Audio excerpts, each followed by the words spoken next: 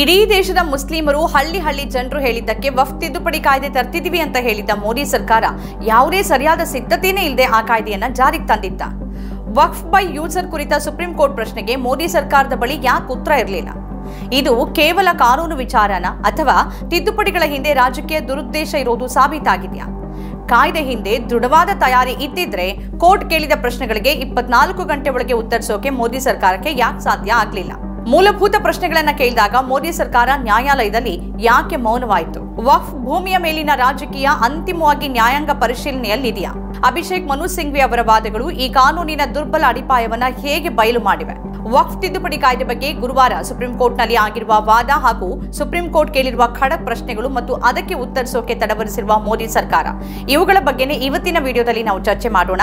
ನೀವಿನ್ನೂ ಕೂಡ ನಮ್ಮ ಚಾನೆಲ್ ಅನ್ನು ಸಬ್ಸ್ಕ್ರೈಬ್ ಮಾಡಿಲ್ಲ ಅಂತಾದ್ರೆ ಈಗಲೇ ಈ ವಿಡಿಯೋದ ಕೆಳಗೆ ಕಾಣುವ ಸಬ್ಸ್ಕ್ರೈಬ್ ಬಟನ್ ಹಾಗೆಯೇ ಬೆಲ್ ಐಕನ್ ಒತ್ತಿ ನಮ್ಮನ್ನ ಪ್ರೋತ್ಸಾಹ ಮಾಡಿ. ಈ ವಿಡಿಯೋವನ್ನ ಕೊನೆಯವರೆಗೂ ನೋಡಿ, ನಿಮ್ಮ ಅಭಿಪ್ರಾಯವನ್ನ ಕೆಳಗೆ ಕಮೆಂಟ್ ಮಾಡಿ. ಹಾಗೆಯೇ ಇದರ ಲಿಂಕ್ ಅನ್ನ ನಿಮ್ಮೆಲ್ಲ ಬಂಧು ಮಿತ್ರರಿಗೆ ವಾಟ್ಸ್ಆಪ್ ಮಾಡಿ, ಲೈಕ್ ಮಾಡಿ. ಈಗ ನಾವು ವಿಚಾರಕ್ಕೆ ಬರೋಣ. ವಕ್ಫ್ ಕಾನೂನಿನ ಕೆಲ ನಿಬಂಧನೆಗಳಿಗೆ ಸುಪ್ರೀಂ ಕೋರ್ಟ್ ಮಧ್ಯಂತರ ತಡೆ ನೀಡಿದೆ. ಮುಂದಿನ ವಿಚಾರಣೆವರೆಗೆ ಅಂದ್ರೆ ಮೇ 5ನೇ ತಾರೀಕಿನವರೆಗೆ ಪ್ರಮುಖ ತಿದ್ದುಪಡಿಗಳನ್ನು ಜಾರಿಗೊಳಿಸುವಂತಿಲ್ಲ ಅಂತ ಸುಪ್ರೀಂ ಕೋರ್ಟ್ ಹೇಳಿದೆ. ವಕ್ಫ್ ಬೈ ಯೂಸರ್ ಸೇರಿದಂತೆ ವಕ್ಫ್ ಆಸ್ತಿಗಳ ಸ್ಥಿತಿಯಲ್ಲಿ ಯಾವುದೇ ಬದಲಾವಣೆ ಮಾಡುವಂತಿಲ್ಲ ಅಂತ ಕೋರ್ಟ್ ತನ್ನ ಆದೇಶದಲ್ಲಿ ಉಲ್ಲೇಖ ಮಾಡಿದೆ. ಅರ್ಜಿದಾರರ ಪರವಾಗಿ ವಕೀಲ ಅಭಿಷೇಕ್ ಮನು ಸಿಂಘ್ವಿ ಈ ಇಡೀ ವಿಷಯದ ಕುರಿತು ವಿವರವಾದ ಪತ್ರಿಕಾಗೋಷ್ಠಿ ನಡೆಸಿದ್ರು. ಈ ಕಾನೂನನ್ನ ಸಂವಿಧಾನದ ಆತ್ಮದ ಮೇಲಿನ ದಾಳಿ ಅಂತ ಯಾಕೆ ಕರೆಯಲಾಗ್ತಿದೆ? ಸಾಂವಿಧಾನಿಕ ನೈತಿಕತೆಯ ಪ್ರಕಾರವೂ ಈ ಕಾನೂನು ತಪ್ಪು ಅಂತ ಅವರು ಯಾಕೆ ಹೇಳ್ತಿದ್ದಾರೆ ಅನ್ನೋದನ್ನ ಇಡೀ ದೇಶ ಅರ್ಥ ಮಾಡ್ಕೊಳ್ಬೇಕು. ವಕ್ಫ್ ಬೈ ಯೂಸರ್ ಅಂದ್ರೆ ಏನು ಅನ್ನೋದನ್ನ ಅವರು ವಿವರಿಸಿದ್ರು. ಒಬ್ಬ ವ್ಯಕ್ತಿ ತನ್ನ ಉದ್ದೇಶದಿಂದ, ತನ್ನ ಕ್ರಿಯೆಯಿಂದ, ತನ್ನ ಮಾತುಗಳಿಂದ ವಕ್ಫ್ ಅನ್ನ ರಚಿಸಬಹುದು. ಅವನದನ್ನ ಬರವಣಿಗೆಯಲ್ಲಿ ಪ್ರಮಾಣೀಕರಿಸೋದು, ನೋಂದಾಯಿತ ಪತ್ರ ಮಾಡೋದು, ದಾಖಲೆ ತಯಾರಿಸೋದು ಅನಿವಾರ್ಯ ಅಲ್ಲ. ವಕ್ಫ್ ಬಗ್ಗೆ ಮುಸ್ಲಿಮರ ಈ ಹಕ್ಕು ನೂರಾರು ವರ್ಷಗಳಷ್ಟು ಹಳೆಯದ್ದು. ಹಾಗಾಗಿ 100 ವರ್ಷಗಳಷ್ಟು ಹಳೆಯದಾದ 3R ನಿಬಂಧನೆಯನ್ನ ಪೆನ್ನಿನ ಶಾಹಿಯ ಒಂದೇ ಟಿಕ್ ನಿಂದ ಅಳಿಸಲಾಗಿದೆ. ಅಂದ್ರೆ ಇದರ ಪ್ರಕಾರ ವಕ್ಫ್ ಬೈ ಯೂಸರ್ ಇಂದು ಯಾವುದೇ ಕಾನೂನುಬದ್ಧ ಅಸ್ತಿತ್ವವನ್ನ ಹೊಂದಿಲ್ಲ. मैं आपको सरल रूप से बता दूं, वक्फ बाय यूजर का मतलब क्या है? वक्फ बाय यूजर जो एक फ्रेज है, लगभग 150 साल से हमारे कानून में चल रहा है. ये मामला प्रिवी काउंसिल तक गया. 2 निर्णय अभी हाल में हुए 10 वर्ष के अंदर, एक अयोध्या, उससे पहले एक M सिद्दीकी. उसमें पुराने 100 वर्ष के सब निर्णय कोटेड हैं. जिनको रुचि है वो उसको खोल के पढ़ लें. और इन सब में ये कहा गया है कि वक्फ बाय यूजर सिंपली यही है कि आदमी अपने उद्देश्य द्वारा, अपने कार्य द्वारा, अपने कर कमलों द्वारा, अपने बोलने द्वारा, अपने दर्शाने द्वारा एक वक्फ बना सकता है. ये आवश्यक नहीं है कि वो लिखित रूप से उसको प्रमाणित करे, एक रजिस्टर्ड डीड बनाए, एक डॉक्यूमेंट उपजाए. और ये हक मुसलमान का वक्फ के विषय में सैकड़ों साल पुराना है. अब इस संदर्भ में इसमें एक प्रावधान था हमेशा 100 साल से, 1913, 1923, 1995, 2013 में 3R एक प्रोविजन, 3R, जिसमें वक्फ बाय यूजर को देखा गया था, संज्ञान लिया गया था, उसको माना गया था, उसके अस्तित्व को, जो कि 100 साल पुराना केस लॉ में है. एक पेन की स्याही के एक टिक से वो पूरा 3R को डिलीट कर दिया इसमें. ಆದರೆ ಈಗ ಸುಪ್ರೀಂ ಕೋರ್ಟ್ ಮುಂದಿನ ವಿಚಾರಣೆಯವರೆಗೆ ವಕ್ಫ್ ತಿದ್ದುಪಡಿ ಕಾರ್ಯಗತಗೊಳಿಸದೆ ಹಿಂದಿನ ಯಥಾಸ್ಥಿತಿಯನ್ನ ಕಾಯ್ದುಕೊಳ್ಳುವಂತೆ ಆದೇಶ ಕೊಟ್ಟಿದೆ. ಇದರ ಬಗ್ಗೆ ಅಂತಿಮ ನಿರ್ಧಾರವನ್ನ ಸುಪ್ರೀಂ ಕೋರ್ಟ್ ತೆಗೆದುಕೊಳ್ಳುತ್ತೆ. ಅಂದ್ರೆ ಈಗ ಕಾನೂನು ಜಾರಿಗೆ ಬರೋದಕ್ಕಿಂತ ಮೊದಲಿನ ಸ್ಥಿತಿಯೇ ಮುಂದುವರಿಯುತ್ತೆ. ಇದು ಒಂದ್ ರೀತಿಯಲ್ಲಿ ಮೋದಿ ಸರ್ಕಾರಕ್ಕೆ ಬಹಳ ದೊಡ್ಡ ನೈತಿಕ ಸೋಲು. ಲೋಕಸಭೆ ಮತ್ತು ರಾಜ್ಯಸಭೆಯಲ್ಲಿ ವಿರೋಧ ಪಕ್ಷದ ಸಂಸದರು ಈ ಬಗ್ಗೆ ನಾನಾ ರೀತಿಯಲ್ಲಿ ವಿನಂತಿಸಿದ್ರು, ಅನೇಕ ವಾದಗಳನ್ನು ಮಂಡಿಸಿದ್ರು. ಸರ್ಕಾರ ಹಿಂದಿನ ನಿಬಂಧನೆಗಳನ್ನು ತೆಗೆದು ಹಾಕದಂತೆ ಎಚ್ಚರಿಸಿದ್ರು. ಆದರೆ ಮೋದಿ ಸರ್ಕಾರ ಬಗ್ಲಿಲ್ಲ. ಅದು ತನ್ನ ನಿರ್ಧಾರದ ಬಗ್ಗೆ ಭಾರಿ ವಿಶ್ವಾಸ ಹೊಂದಿತ್ತು. ಆದರೆ ಅದೇ ಸರ್ಕಾರ ವಕ್ಫ್ ಬೈ ಯೂಸರ್ ಬಗ್ಗೆ ಕೇಳಲಾದ ಪ್ರಶ್ನೆಗಳಿಗೆ 24 ಗಂಟೆ ಒಳಗೆ ಸುಪ್ರೀಂ ಕೋರ್ಟ್ ಮುಂದೆ ಉತ್ತರ ನೀಡೋಕೆ ಸಾಧ್ಯವಾಗಲಿಲ್ಲ. ಅದು ನ್ಯಾಯಾಲಯದಿಂದ 7 ದಿನಗಳ ಕಾಲಾವಕಾಶ ಕೇಳಿತು. ಇದು ನೈತಿಕ ಸೋಲಲ್ವಾ? ಸರ್ಕಾರ ಕಾನೂನಿನ ಬಗ್ಗೆ ದೊಡ್ಡ ಹೇಳಿಕೆಗಳನ್ನು ನೀಡ್ತಿತ್ತು. ಅದು ತುಂಬಾ ಕೆಲಸ ಮಾಡಿರೋದಾಗಿನೂ, ಪ್ರತಿಯೊಂದು ವಿಷಯವನ್ನ ಪರಿಗಣನೆಗೆ ತೆಗೆದುಕೊಂಡಿರೋದಾಗಿನೂ ಹೇಳ್ಕೊಳ್ತಾ ಇತ್ತು. ಆದರೆ 24 ಗಂಟೆ ಒಳಗೆ ಯಾವುದೇ ಉತ್ತರ ನೀಡೋಕೆ ಮಾತ್ರ ಅದಕ್ಕೆ ಸಾಧ್ಯ ಆಗಲಿಲ್ಲ. ಅಲ್ಪಸಂಖ್ಯಾತ ವ್ಯವಹಾರಗಳ ಸಚಿವ ಕಿರಣ್ ರಿಜಿಜು ಕಾನೂನನ್ನ ತರಾತುರಿಯಲ್ಲಿ ಮಾಡಿಲ್ಲ ಅಂತಾನೆ ಹೇಳ್ತಿದ್ರು. ಜಂಟಿ ಸಂಸದೀಯ ಸಮಿತಿಯಲ್ಲಿ ಚರ್ಚೆಗಳು ನಡೆದಿದ್ವು. ಆದರೆ ವಕ್ಫ್ ತಿದ್ದುಪಡಿ ಕಾಯ್ದೆ ಬಗ್ಗೆ ಹೊರಗೆ ದೊಡ್ಡದಾಗಿ ಮಾತನಾಡ್ತಿದ್ದ ಮೋದಿ ಸರ್ಕಾರದ ಬಳಿ ಸುಪ್ರೀಂ ಕೋರ್ಟ್ ಕೇಳಿದ ಈ ದೊಡ್ಡ ಪ್ರಶ್ನೆಗಳಿಗೆ ಉತ್ತರಗಳಿರಲಿಲ್ಲ. ವಕ್ಫ್ ಬೈ ಯೂಸರ್ ಒಂದು ಸಂಕೀರ್ಣ ವಿಚಾರವಾಗಿದ್ದು ಜನ ಇದರ ಬಗ್ಗೆ ಕಳವಳ ವ್ಯಕ್ತಪಡಿಸಿದ್ದಾರೆ. ಇದು ಶತಮಾನಗಳಷ್ಟು ಹಳೆಯದಾದ ವಕ್ಫ್ ಆಸ್ತಿಯ ಮೇಲೆ ದಿಢೀರನೆ ಹೊಸ ಹಕ್ಕು ಸಾಧಿಸೋಕೆ ಕಾರಣವಾಗುತ್ತೆ. ಹೊಸ ಅರ್ಜಿಗಳನ್ನ ಸಲ್ಲಿಸಲಾಗುತ್ತೆ, ವಿವಾದಗಳನ್ನ ಸೃಷ್ಟಿ ಮಾಡಲಾಗುತ್ತೆ ಮತ್ತು ಸರ್ಕಾರದ ವ್ಯಕ್ತಿಯಾಗಿರುವ ಕಲೆಕ್ಟರ್ ಅಂದ್ರೆ ಜಿಲ್ಲಾಧಿಕಾರಿ ಸರ್ಕಾರದ ಆಶಯದಂತೆ ಶತಮಾನಗಳಿಂದ ಮಸೀದಿಗಳನ್ನ ನಿರ್ಮಿಸಲಾಗಿರುವ ಯಾವುದೇ ವಕ್ಫ್ನ ಹಳೆಯ ಭೂಮಿಯನ್ನ ಡಿನೋಟಿಫೈ ಮಾಡ್ತಾರೆ. ಏಪ್ರಿಲ್ 16ರಂದು ಮುಖ್ಯ ನ್ಯಾಯಮೂರ್ತಿ ಸಂಜೀವ್ ಖನ್ನಾ ಈ ಬಗ್ಗೆ ಹೆಚ್ಚಿನ ಪ್ರಶ್ನೆಗಳನ್ನ ಎತ್ತಿದ್ರು. ನೀವು ವಕ್ಫ್ ಬೈ ಯೂಸರ್ ನಿಬಂಧನೆಯನ್ನ ಯಾಕೆ ತೆಗೆದು ಹಾಕಿದ್ದೀರಿ ಅಂತ ಕೇಳಿದ್ರು. ಒಂದು ಮಸೀದಿ 14 ಮತ್ತು 15ನೇ ಶತಮಾನದಾಗಿದ್ದು ವಕ್ಫ್ ಭೂಮಿಯಲ್ಲಿ ನಿರ್ಮಿಸಲಾಗಿದೆ, ಆದರೆ ಅದರ ಬಗ್ಗೆ ಯಾವುದೇ ದಾಖಲೆಗಳಿಲ್ಲ. ಅಂತ ಪರಿಸ್ಥಿತಿಯಲ್ಲಿ ವಕ್ಫ್ ಬೈ ಯೂಸರ್ ನಿಯಮದ ಅಡಿಯಲ್ಲಿ ಅದು ವಕ್ಫ್ ಭೂಮಿ ಅಂತ ಭಾವಿಸಲಾಗ್ತಾ ಇತ್ತು. ಈಗ ಸರ್ಕಾರ ಅದು ತನ್ನ ಭೂಮಿ ಅಂತ ಹೇಳ್ಕೊಳ್ಳೋಕೆ ಪ್ರಾರಂಭ ಮಾಡಿದ್ರೆ ಏನಾಗುತ್ತೆ? ಇದು ತಳಮಟ್ಟದಲ್ಲಿ ಪರಿಸ್ಥಿತಿಯನ್ನ ಗಂಭೀರಗೊಳಿಸುತ್ತೆ. ಅಂತಹ ಆಸ್ತಿಗಳನ್ನ ನೀವು ಹೇಗೆ ನೋಂದಾಯಿಸ್ತೀರಿ? ಅವರ ಬಳಿ ಯಾವ ದಾಖಲೆಗಳಿವೆ? ವಕ್ಫ್ ಬೈ ಯೂಸರ್ ಅನ್ನೋದು ಈಗಾಗಲೇ ಒಪ್ಪಿತವಾದದ್ದು. ನೀವು ಅದನ್ನ ರದ್ದುಗೊಳಿಸಿದ್ರೆ ಸಮಸ್ಯೆ ಆಗತ್ತೆ ಅನ್ನೋ ವಿಚಾರವನ್ನ ಕೋರ್ಟ್ ಎತ್ತಿತು. ಈ ಪ್ರಕರಣದ ವಿಚಾರಣೆಯನ್ನು ಸುಪ್ರೀಂ ಕೋರ್ಟ್ ಮುಖ್ಯ ನ್ಯಾಯಮೂರ್ತಿ ಸಂಜೀವ್ ಖನ್ನಾ, ನ್ಯಾಯಮೂರ್ತಿಗಳಾದ PV ಸಂಜಯ್ ಕುಮಾರ್ ಮತ್ತು KV ವಿಶ್ವನಾಥನ್ ನಡೆಸ್ತಾ ಇದ್ದಾರೆ. ಮೋದಿ ಸರ್ಕಾರ ಏಪ್ರಿಲ್ 17ರಂದು ಸುಪ್ರೀಂ ಕೋರ್ಟ್ನಲ್ಲಿ ಇದಕ್ಕೆ ಉತ್ತರಿಸಬೇಕಿತ್ತು. ಆದರೆ ಸರ್ಕಾರ 7 ದಿನಗಳ ಕಾಲಾವಕಾಶ ಕೇಳಿತು. ಮುಂದಿನ ವಿಚಾರಣೆಯಲ್ಲಿ ಸರ್ಕಾರ ಏನು ಉತ್ತರ ಕೊಡುತ್ತೆ ಮತ್ತು ಈ ವಿಷಯ ಹೇಗೆ ತಿರುವನ್ನ ಪಡೆಯುತ್ತೆ ಅಂತ ನೋಡಬೇಕಿದೆ. ಕಪಿಲ್ ಸಿಬಲ್ ಮತ್ತು ಅಭಿಷೇಕ್ ಮನು ಸಿಂಘ್ವಿ ಅವರು ವಕ್ಫ್ ಬೈ ಯೂಸರ್ ಬಗ್ಗೆ ಹಲವು ರೀತಿಯಲ್ಲಿ ವಾದಿಸಿದ್ರು. ವಕ್ಫ್ ಬೈ ಯೂಸರ್ ನಿಬಂಧನೆಯನ್ನ ತೆಗೆದುಹಾಕಿದ್ರೆ ಲಕ್ಷಾಂತರ ವಕ್ಫ್ ಆಸ್ತಿಗಳಲ್ಲಿ ಎಲ್ಲವೂ ಒಂದೇ ಏಟಿಗೆ ಮುಗಿಯುತ್ತೆ ಮತ್ತು ವಿವಾದಗಳು ಬೆಳೆಯುತ್ತೆ ಅಂತ ಅಭಿಷೇಕ್ ಮನು ಸಿಂಘ್ವಿ ವಾದಿಸಿದ್ರು. ಮಸೀದಿ ಇರುವ ಭೂಮಿಯ ವಕ್ಫ್ ಬಗ್ಗೆ ಪ್ರಶ್ನೆಗಳನ್ನ ಎತ್ತಲಾಗುತ್ತೆ. ಸರ್ಕಾರ ತನ್ನ ಹಕ್ಕು ಪಡೆಯುತ್ತೆ. ವಕ್ಫ್ ಬೈ ಯೂಸರ್ ಆಧಾರದ ಮೇಲೆ ಹೊಸ ವಕ್ಫ್ ಅನ್ನ ಘೋಷಣೆ ಮಾಡೋಕೆ ಸಾಧ್ಯವಾಗುವುದಿಲ್ಲ ಅಂತ ಹೇಳಿದ್ರು. ಶತಮಾನಗಳಿಂದ ಬಳಕೆಯಲ್ಲಿದೆ ಅನ್ನೋದು ಹೊಸ ಕಾನೂನಿನ ಪ್ರಕಾರ ಸಾಕಾಗೋದಿಲ್ಲ. ಭೂ ದಾಖಲೆ ಇಡಬೇಕಾಗತ್ತೆ. ರಾಮ್ ಜನ್ಮಭೂಮಿ ತೀರ್ಪಿನಲ್ಲಿ ಇದನ್ನು ಅಂಗೀಕರಿಸಲಾಗಿದೆ ಅಂತ ಸಿಬಲ್ ಮತ್ತು ಸಿಂಘ್ವಿ ಇಬ್ರು ಹೇಳಿದ್ರು. ವಿರೋಧ ಪಕ್ಷದ ಸಂಸದರು ಸಂಸತ್ನಲ್ಲೂ ಇದೇ ಪ್ರಶ್ನೆಗಳನ್ನ ಎತ್ತಿದ್ರು. ಆ ನಿಬಂಧನೆ ತೆಗೆದು ಹಾಕದಂತೆ ಸರ್ಕಾರವನ್ನ ವಿನಂತಿಸಿದ್ರು. ಆದರೆ ಸರ್ಕಾರ ಅವರ ಅಭಿಪ್ರಾಯಗಳನ್ನ ಸ್ವೀಕರಿಸಲಿಲ್ಲ. ಈಗ ನ್ಯಾಯಾಲಯದ ನಿರ್ಧಾರ ಬರೋವರೆಗೂ ಯಾವುದೇ ಜಿಲ್ಲಾಧಿಕಾರಿ ವಕ್ಫ್ ಬೈ ಯೂಸರ್ ಸ್ವರೂಪವನ್ನ ಬದಲಾಯಿಸುವಂತಿಲ್ಲ. ಮೋದಿ ಸರ್ಕಾರವೇ ಈ ಬಗ್ಗೆ ಕೋರ್ಟ್ ಎದುರು ಭರವಸೆ ಕೊಟ್ಟಿದೆ. ಈಗ ದೇಶದ 600ಕ್ಕೂ ಹೆಚ್ಚು ಜಿಲ್ಲಾ ಮ್ಯಾಜಿಸ್ಟ್ರೇಟ್ಗಳು ಅಂದ್ರೆ ಜಿಲ್ಲಾಧಿಕಾರಿಗಳು ವಕ್ಫ್ ಬೈ ಯೂಸರ್ ಅಡಿಯಲ್ಲಿ ಕ್ರಮ ಕೈಗೊಳ್ಳದಂತೆ ಮಾಹಿತಿ ನೀಡಬೇಕಾಗುತ್ತೆ. ಯಾವುದೇ ಸರ್ಕಾರಕ್ಕೆ ಇದಕ್ಕಿಂತ ನಾಚಿಕೆಗೇಡಿನ ಸಂಗತಿ ಮತ್ತೊಂದಿರಲಾರದು. ಮುಂದಿನ ವಿಚಾರಣೆವರೆಗೆ ವಕ್ಫ್ ಮಂಡಳಿಯಲ್ಲಿ ಹೊಸ ಕಾಯ್ದೆ ಪ್ರಕಾರ ಯಾವುದೇ ರೀತಿಯ ನೇಮಕಾತಿಯನ್ನ ಮಾಡಲಾಗುವುದಿಲ್ಲ ಅಂತ ಮೋದಿ ಸರ್ಕಾರ ಸುಪ್ರೀಂ ಕೋರ್ಟ್ಗೆ ಭರವಸೆ ಕೊಟ್ಟಿದೆ. ಮೋದಿ ಸರ್ಕಾರ ಕಾನೂನುಗಳನ್ನ ರೂಪಿಸೋ ರೀತಿಯಲ್ಲಿ ಸರಿಯಾದ ಸಿದ್ಧತೆ ಇರೋದಿಲ್ಲ ಅನ್ನೋದಕ್ಕೆ ಇದು ನಿದರ್ಶನ. ಇದು ಮೊದಲ ಬಾರಿ ಏನೂ ಅಲ್ಲ. ಮೋದಿ ಸರ್ಕಾರ ಚುನಾವಣಾ ಬಾಂಡ್ ಕಾನೂನನ್ನ ಹೇಗೆ ಜಾರಿಗೆ ತಂತು ಅನ್ನೋದು ಗೊತ್ತೇ ಇದೆ. ಆ ಕಾನೂನನ್ನ ಕಡೆಗೆ ಸುಪ್ರೀಂ ಕೋರ್ಟ್ ಅಸಂವಿಧಾನಿಕ ಅಂತ ಘೋಷಣೆ ಮಾಡಿತು. ಸಂವಿಧಾನದ ವಿರುದ್ಧ ಕಾನೂನುಗಳನ್ನ ರಚಿಸಿದ್ದು ಮೋದಿ ಸರ್ಕಾರ ಅನ್ನೋದು ಸಾಬೀತಾಗಿದೆ. ತಮಿಳುನಾಡು ರಾಜ್ಯಪಾಲರ ನಿರ್ಧಾರವನ್ನ ಸುಪ್ರೀಂ ಕೋರ್ಟ್ ಕಾನೂನು ಬಾಹಿರ ಅಂತ ಪರಿಗಣಿಸಿದ್ದನ್ನು ನಾವು ನೋಡಿದ್ದೀವಿ. ಭಾರತದ ಇತಿಹಾಸದಲ್ಲಿ ಮೊದಲ ಬಾರಿಗೆ ರಾಜ್ಯಪಾಲರ ಅನುಮೋದನೆ ಇಲ್ಲದೆ ಸುಪ್ರೀಂ ಕೋರ್ಟ್ ಆದೇಶದ ಮೇರೆಗೆ ಒಂದು ರಾಜ್ಯದಲ್ಲಿ ಕಾನೂನನ್ನ ಜಾರಿಗೆ ತರಲಾಗಿದೆ. ವಿಧಾನಸಭೆಯಲ್ಲಿ ಅಂಗೀಕರಿಸಿದ ಕಾನೂನನ್ನ ರಾಜ್ಯಪಾಲರ ಅನುಮೋದನೆಯ ನಂತರ ಜಾರಿಗೆ ತರಲಾಗುತ್ತೆ.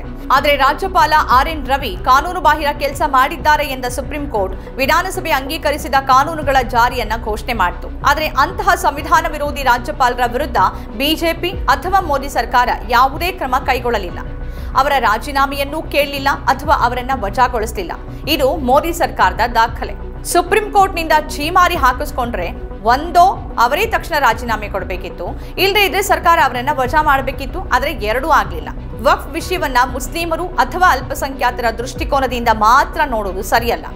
ಈ ವಿಷಯ ಖಂಡಿತವಾಗಿಯೂ ಅವರಿಗೆ ಸಂಬಂಧಿಸಿದ್ರೂ ಕೂಡ ಇದು ಈ ದೇಶದ ಸಂವಿಧಾನದ ಆತ್ಮದ ಪ್ರಶ್ನೆಯಾಗಿದೆ. ಎಲ್ಲದಕ್ಕಿಂತ ಹೆಚ್ಚಾಗಿ ಇಂದು ಒಂದು ಸಮುದಾಯದ ಧಾರ್ಮಿಕ ಸಂಸ್ಥೆಗಳನ್ನು ವಶಪಡಿಸಿಕೊಳ್ಳೋಕೆ ಸಾಧ್ಯವಾದರೆ ನಾಳೆ ಪ್ರತಿಯೊಂದು ಅಲ್ಪಸಂಖ್ಯಾತ ಸಂಸ್ಥೆಯೂ ಅಪಾಯದಲ್ಲಿರುತ್ತೆ ಅನ್ನೋದನ್ನ ಸೂಚಿಸುತ್ತೆ.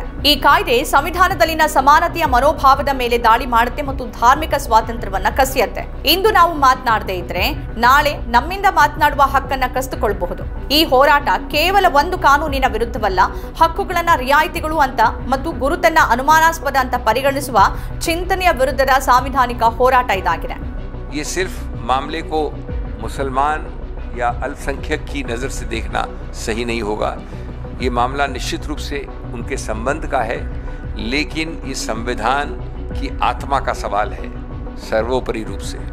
अगर आज एक समुदाय के धार्मिक संस्थानों पर कब्जा हो सकता है तो कल हर अल्पसंख्यक संस्था खतरे में होगी. ये विधेयक संविधान की बराबरी की भावना को पर आक्रमण करता है और ये धार्मिक स्वतंत्रता को सरकारी मंजूरी से जोड़ने की कोशिश करता है। आपकी संवैधानिक स्वतंत्रता, आपकी धार्मिक स्वतंत्रता मेरी प्रशासनिक या सरकारी मजबूरी पर निर्भर है। अगर हम आज नहीं बोलेंगे तो कल बोलने का हक शायद हम सबसे भी छिन जाएगा। और ये लड़ाई केवल एक कानून की नहीं, एक सोच के विरुद्ध है। अधिकारों को रियायत और पहचान को शक समझती है। ये हमारा मूल इस पे विरोध है। ಹಿಂದೂ ದೇವಾಲಯಗಳಿಗೆ ದೇಣಿಗೆ ನೀಡುವ ಮಂಡಳಿಯಲ್ಲಿ ಮುಸ್ಲಿಂ ಸದಸ್ಯನಾಗೋಕೆ ಸಾಧ್ಯ ಆಗದೇ ಇದ್ರೆ ಮುಸ್ಲಿಮರ ಧಾರ್ಮಿಕ ಚಟುವಟಿಕೆಗಳಿಗೆ ಸಂಬಂಧಪಟ್ಟ ಮಂಡಳಿಯಲ್ಲಿ ಮುಸ್ಲಿಮೇತರರು ಯಾಕಿರಬೇಕು? 5 ವರ್ಷಗಳಿಂದ ಇಸ್ಲಾಂ ಧರ್ಮವನ್ನ ಅನುಸರಿಸುತ್ತಿರೋರನ್ನ ಮಾತ್ರ ಅರ್ಹರು ಅಂತ ಸರ್ಕಾರ ಹೇಗೆ ನಿರ್ಧರಿಸಬಹುದು? ಮತ್ತು ಹುಟ್ಟಿನಿಂದ ಮುಸ್ಲಿಂ ಆಗಿದ್ದವರು ಯಾಕೆ ಹಾಗೆ ಮಾಡಬೇಕು ಅಂತ ಸಿಬಲ್ ಕೇಳ್ತಾರೆ. ನ್ಯಾಯಾಲಯದಲ್ಲಿ ವಿಚಾರಣೆ ಇನ್ನೂ ನಡೀಬೇಕಿದ್ದು ಯಾವುದೇ ನಿರ್ಧಾರವನ್ನ ತೆಗೆದುಕೊಂಡಿಲ್ಲವಾದರೂ ಕೂಡ ಮೊದಲ ವಿಚಾರಣೆಯಲ್ಲಿ ವಕ್ಫ್ ಆಸ್ತಿ ಧಾರ್ಮಿಕ ಚಟುವಟಿಕೆಗಳಿಗೆ ಸಂಬಂಧಿಸಿಲ್ಲ ಅಂತ ಎಲ್ಲಿಯೂ ಉಲ್ಲೇಖಿಸಲಾಗಿಲ್ಲ. ಈ ಕಾನೂನು ಧಾರ್ಮಿಕ ಚಟುವಟಿಕೆಗಳಿಗೆ ಸಂಬಂಧಿಸಿಲ್ಲ ಅಂತ ಬಿಜೆಪಿ ಸದಸ್ಯರು ಲೋಕಸಭೆಯಲ್ಲಿ ಪದೇ ಪದೇ ಹೇಳ್ತಿದ್ರು. 97 ಲಕ್ಷ ಅರ್ಜಿಗಳನ್ನ ಓದಿದೀವಿ ಅಂತ ಹೇಳ್ಕೊಳ್ಳುವ ಸರ್ಕಾರ ನ್ಯಾಯಾಲಯದ 3-4 ಪ್ರಶ್ನೆಗಳಿಗೆ 24 ಗಂಟೆಗಳ ಒಳಗೆ ಉತ್ತರಗಳನ್ನ ಕೊಡೋಕೆ ಸಾಧ್ಯ ಆಗಲಿಲ್ಲ. ಇದು ಮೋದಿ ಸರ್ಕಾರದ ಸ್ಥಿತಿ. ಲಕ್ಷಾಂತರ ಜನ ತಮ್ಮ ಅಭಿಪ್ರಾಯಗಳನ್ನ ನಮಗೆ ಕಳಿಸಿದ್ದಾರೆ. ಹಳ್ಳಿಗಳಿಂದ ಅಭಿಪ್ರಾಯಗಳನ್ನ ತೆಗೆದುಕೊಳ್ಳಲಾಗ್ತಿದೆ ಅಂತ ಹೇಳಿತ್ತು ಸರ್ಕಾರ. कुल मिलाकर के 97,27,772 याचिकाएं ऑनलाइन, फिजिकल, मेमोरेंडम के रूप में, रिक्वेस्ट के रूप में और सुझाव के रूप में पूरे तरह से सरकार ने देखा है। वो जेपीसी के माध्यम से हो या डायरेक्ट दिया हो, हमने सब उसको देखा है। इससे बड़ा कभी भी, इससे ज्यादा संख्या में किसी भी बिल कपर में लोगों का याचिकाएं नहीं आया आज तक। ಏಪ್ರಿಲ್ 16ರಂದು ನ್ಯಾಯಾಲಯದಲ್ಲೂ ಇದೇ ರೀತಿ ಹೇಳಲಾಯಿತು. ನ್ಯಾಯಾಲಯದ ಪ್ರಶ್ನೆಗಳು ಮತ್ತು ಅದರ ನಿಲುವು ಸ್ಪಷ್ಟವಾಗಿತ್ತು. ಆದರೆ ಮೋದಿ ಸರ್ಕಾರದ ಬಳಿ ನಿರ್ದಿಷ್ಟ ಉತ್ತರ ಇರಲಿಲ್ಲ. ಸುಪ್ರೀಂ ಕೋರ್ಟ್ ಕಾನೂನಿನ ತಡೆ ನೀಡಿದ್ರೆ ಅದು ದೊಡ್ಡ ವಿಷಯವಾಗುತ್ತೆ ಮತ್ತು ತನ್ನ ಎಲ್ಲ ಮಾತುಗಳು ಪೊಳ್ಳು ಅಂತ ಸಾಬೀತಾಗುತ್ತೆ ಅಂತ ಸರ್ಕಾರಕ್ಕೆ ತಿಳಿದಿತ್ತು. 1 ವಾರದಲ್ಲಿ ಏನೂ ಬದಲಾಗೋದಿಲ್ಲ. ಮಂಡಳಿ ಮತ್ತು ಪರಿಷತ್ತಿನಲ್ಲಿ ಯಾವುದೇ ನೇಮಕಾತಿ ಮಾಡುವಂತಿಲ್ಲ ಅಂತ ಮುಖ್ಯ ನ್ಯಾಯಮೂರ್ತಿ ಸಂಜೀವ್ ಖನ್ನಾ ಸ್ಪಷ್ಟವಾಗಿ ಹೇಳಿದ್ದಾರೆ. ಇದಕ್ಕೆ ತುಷಾರ್ ಮೆಹ್ತಾ ನೇಮಕಾತಿ ನಮ್ಮ ಕೈಯಲ್ಲಿದೆ, ಯಾವುದೇ ನೇಮಕಾತಿ ಮಾಡೋದಿಲ್ಲ ಅಂತ ಹೇಳಿದ್ರು. ಆಗ ನ್ಯಾಯಾಲಯ ರಾಜ್ಯ ಸರ್ಕಾರಗಳು ಇವೆ, ಅವು ನಿಮ್ಮ ಕೈಲಿಲ್ಲ ಅಂತ ಗಮನ ಸೆಳೆಯಿತು. ಅದಕ್ಕೆ ತುಷಾರ್ ಮೆಹ್ತಾ ಯಾವುದೇ ನೇಮಕಾತಿ ನಡೆಯೋದಿಲ್ಲ ಅಂತ ಭರವಸೆ ನೀಡಿದ್ರು. ಯಾವುದೇ ರಾಜ್ಯ ಸರ್ಕಾರ ನೇಮಕಾತಿ ಮಾಡಿದ್ರು ಅದು ಮಾನ್ಯವಾಗೋದಿಲ್ಲ. ನ್ಯಾಯಾಲಯ ಪ್ರಕರಣವನ್ನ ನಿರ್ಧಾರ ಮಾಡೋವರೆಗೆ ಯಾವುದೇ ರಾಜ್ಯ ಯಾವುದೇ ನೇಮಕಾತಿಯನ್ನ ಮಾಡಿದ್ರೆ ಅದನ್ನ ಅನೂರ್ಜಿತ ಅಂತ ಪರಿಗಣಿಸಲಾಗುತ್ತೆ ಅಂತ ಮೆಹ್ತಾ ಭರವಸೆ ನೀಡಿದ್ರು. ನ್ಯಾಯಾಲಯ ಈ ಭರವಸೆಯನ್ನ ದಾಖಲಿಸಿಕೊಳ್ತು. ಮೋದಿ ಸರ್ಕಾರಕ್ಕೆ ಇದಕ್ಕಿಂತ ಮುಖಭಂಗ ಏನಿದೆ?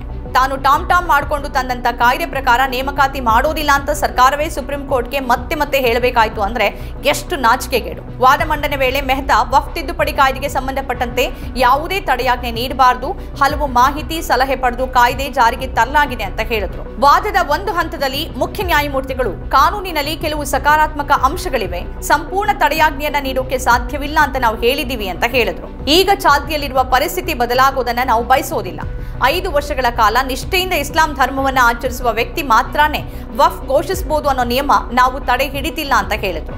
ಆದರೆ ನ್ಯಾಯಾಲಯದ ಮುಂದೆ ಪ್ರಕರಣ ಬಾಕಿ ಇರೋ ಹಿನ್ನೆಲೆಯಲ್ಲಿ ಕೆಲವು ವಿಚಾರಗಳಿಗೆ ಸಂಬಂಧಪಟ್ಟಂತೆ ಯಥಾಸ್ಥಿತಿಗೆ ಧಕ್ಕೆ ಆಗದಂತೆ ನೋಡ್ಕೊಳ್ಬೇಕು ಅಂತ ಹೇಳಿದ್ರು. ಯಾವುದೇ ಆದೇಶ ಹೊರಡಿಸುವ ಮೊದಲು ಪ್ರತಿಕ್ರಿಯೆ ಸಲ್ಲಿಸೋಕೆ ಸಮಯಾವಕಾಶ ನೀಡುವಂತೆ ಮೆಹ್ತಾ ಕೋರಿದ್ರು. ಆದರೆ ವಕ್ಫ್ ತಿದ್ದುಪಡಿ ಕಾಯ್ದೆಯ ಕೆಲ ನಿಬಂಧನೆಗಳನ್ನ ತಡೆ ಹಿಡಿಬೇಕಾಗುತ್ತೆ ಅಂತ ಪೀಠ ಹೇಳ್ತು. ವಕ್ಫ್ ಮಂಡಳಿ ಅಥವಾ ಸಮಿತಿಯ ನೇಮಕಾತಿ ಮುಂದಿನ ವಿಚಾರಣೆಯವರೆಗೆ ನಡೆಯುವಂತಿಲ್ಲ.